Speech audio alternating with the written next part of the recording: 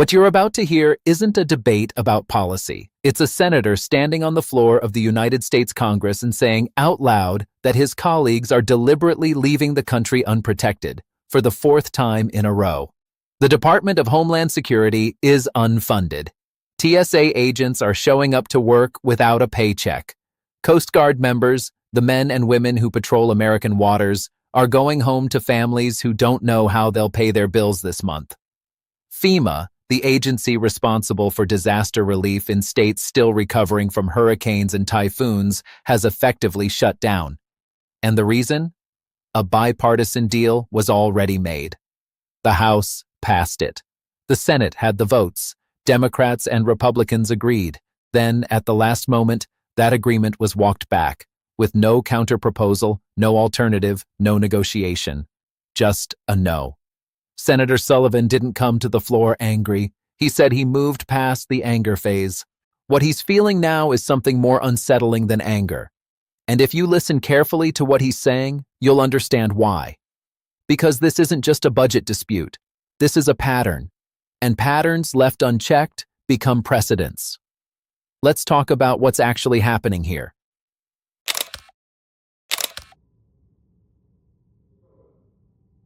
Senator from Alaska.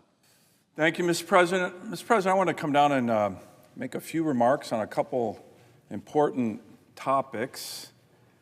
But I wanted to begin by just letting the American people know, my constituents back home in Alaska, what just happened here just a couple minutes ago on the Senate floor. We voted again to fund the Department of Homeland Security. And, Mr. President, I'm down here like a lot of senators. By the way, bipartisan Senate vote to fund Homeland Security, but it didn't pass. And, you know, I've kind of moved through my anger phase more to my sadness phase with my colleagues on the other side of the aisle. This is the fourth time that we have come down to the Senate floor to vote on a bipartisan, bicameral agreement. The House and the Senate got together several weeks ago. Democrats and Republicans agreed to fund the Department of Homeland Security. The House passed the bill, bipartisan, by the way.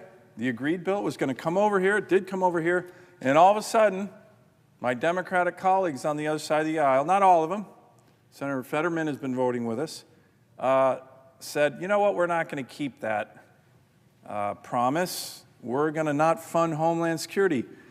Now, Mr. President,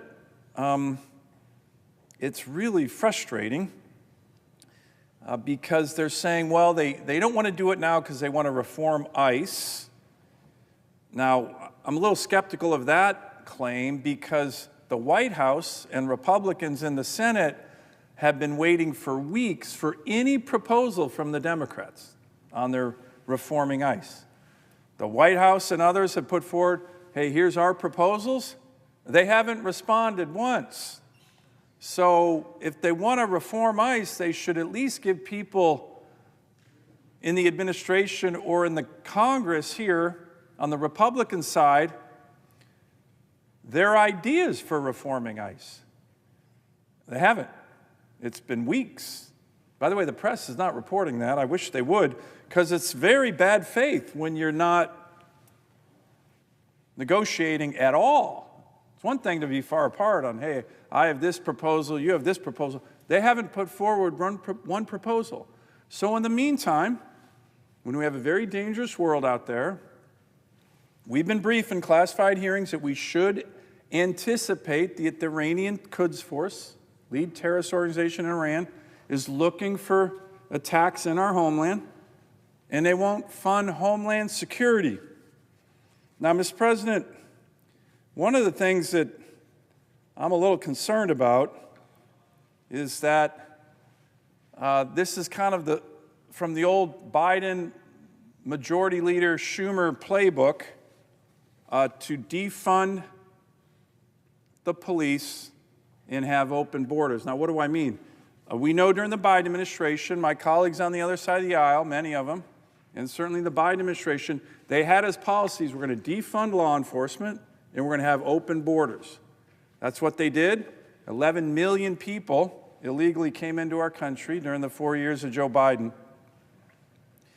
And they also knew that the American people did not like those policies. I think that was clear in the 2024 election.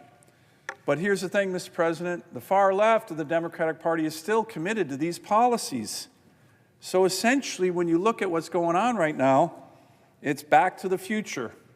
It's defund the police and open borders 2.0. What am I talking about? Right now, my colleagues on the other side of the aisle are saying they will not fund ICE. That's a law enforcement agency that helps protect us. And they're also saying they will not fund Customs and Border Patrol. That's the agency that controls the border. It's defund the police, defund law enforcement, and open borders. Once again, they're trying to do it kind of in a backdoor way. But the American people are noticing, Mr. President, and it's a frustration. You know, the Democratic leader used to oppose shutdowns. As a matter of fact, when we were in the minority here, President Biden was in office, Senator Schumer was a majority leader, we never had one shutdown. Now, the reason is when we were negotiating things and we got close, but we weren't there yet, and we ran into the deadline of the government shutting down, we would pass what are called short-term continuing resolutions to keep the government open and keep negotiating.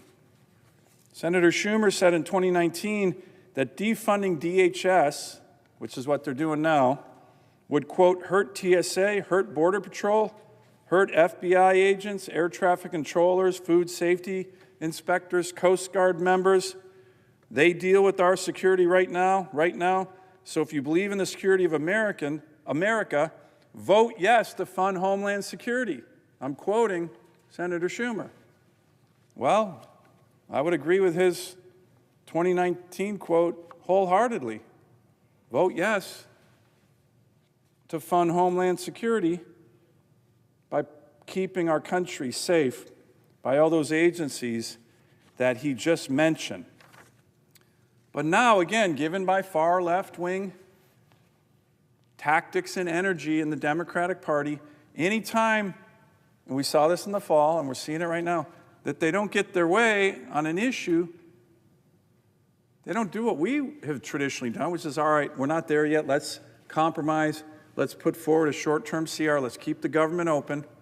They just say, let's shut down the government. So that's what we're dealing with, Mr. President. It's a real travesty. It's particularly a travesty for the TSA agents who aren't getting paid, for the Coast Guard agents who aren't getting paid and their families, for FEMA. We all have states, including especially mine, where disasters happen. We're still recovering from a big typhoon last fall. The payments going to our state for disaster relief. FEMA shut down. And Mr. President, it just doesn't have to happen. It just doesn't have to happen. We just voted again in a bipartisan way to do what the bipartisan agreement with the House and Senate was. Let's fund Homeland Security. By the way, there are reforms for FEMA in that bill. There's $2 million of de-escalation training. That's really important. There's $20 million for body cams, for ICE. And yet, for whatever reason, they don't want to fund the government during this dangerous time. I hope that there's a compromise coming forward. The rumor is that after, I think, 5 weeks, our Democrat colleagues are going to finally respond to the White House and Republicans with their ideas.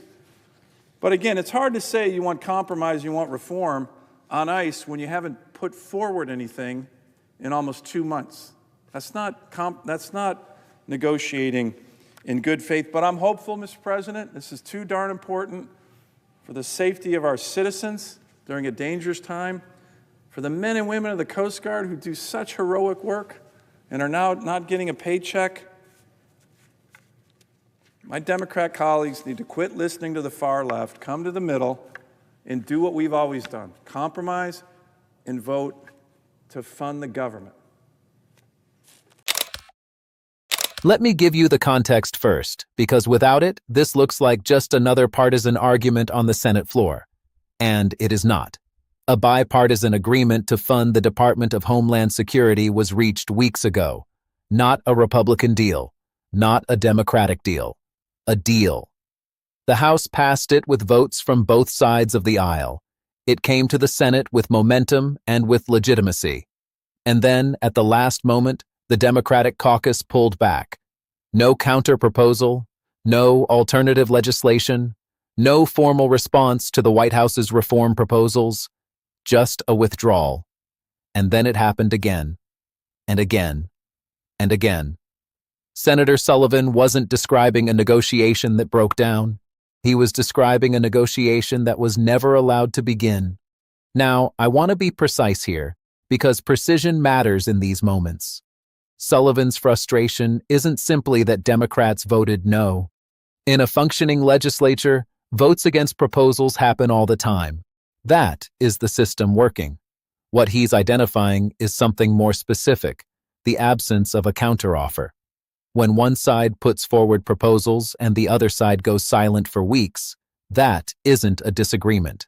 That is a refusal to engage. And a refusal to engage has consequences that go far beyond the political theater of a Senate floor speech. Those consequences have names and faces. TSA agents are screening your luggage at the airport right now without knowing when their next paycheck is coming. Coast Guard members are conducting search and rescue operations in American waters while their families sit at kitchen tables trying to figure out which bills to defer. FEMA, the agency responsible for coordinating disaster relief, has suspended payments to states still recovering from floods, fires, and, in Sullivan's case, a typhoon that hit Alaska last fall. These are not abstract budgetary line items. These are real people absorbing the cost of a political stalemate they had no part in creating. Here is the part of Sullivan's speech that I think deserves the most careful attention. He quoted Senator Schumer, the current Democratic leader, from 2019, when Schumer was arguing passionately that defunding DHS would hurt TSA, hurt Border Patrol, hurt the FBI, hurt the Coast Guard. Schumer was right in 2019. And Sullivan is using that quote not to score a cheap political point, but to expose something structurally important. The argument for funding Homeland Security does not change based on who is in power. The Coast Guard doesn't become less essential because the political winds shifted. TSA agents don't need their paychecks less urgently because one party is trying to send a message to the other. The institution doesn't care about the politics. It just stops functioning. Let me also address the ICE reform argument directly, because it deserves a serious response rather than a dismissal. The stated reason for blocking the funding is that Democrats want reforms to immigration and customs enforcement built into any agreement. That is a legitimate policy goal. Oversight of federal law enforcement agencies is not just reasonable, it is constitutionally appropriate. But here is where Sullivan's critique lands with force. Reform requires a proposal. It requires something on paper that the other side can read, evaluate, accept, modify, or reject. If you want reform as a condition of funding, you have to define what reform means. Weeks of silence is not a negotiating position. It is an absence of one. And you cannot hold essential government services hostage to a demand you haven't articulated. There is a broader pattern worth naming here, because it transcends this specific funding fight. Over the last several years, the government shutdown has evolved from a last resort into a first move. What used to be the nuclear option, the thing both parties agreed to avoid at almost any cost because of the damage it caused to real people and real institutions, has become a tactical instrument, a way to apply pressure, a way to signal base voters. And every time it is used that way, it does two things simultaneously.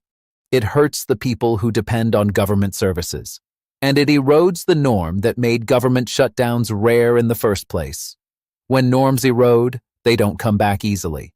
The history of democratic institutions is full of examples of procedural guardrails that were bent once for good reasons, then bent again for lesser reasons, then abandoned entirely because the precedent had already been set. Continuing resolutions, emergency funding mechanisms, bipartisan agreements on basic government operations, these are the scaffolding that holds the structure up while the larger political fights play out. When that scaffolding is used as a weapon, the structure itself becomes unstable. Sullivan ended his speech with something that I think is worth sitting with. He said he is hopeful. He said compromise is still possible. He said this is too important for the men and women of the Coast Guard, for disaster survivors waiting on FEMA, for the safety of American citizens during what every classified briefing is describing as a genuinely dangerous moment for the homeland. Hope is not a strategy, but it is, sometimes, the only honest thing left to say when the alternative is admitting that the system you swore to serve is failing the people it was built to protect. The question now is whether both sides of the aisle are willing to hear that, before the cost gets any higher.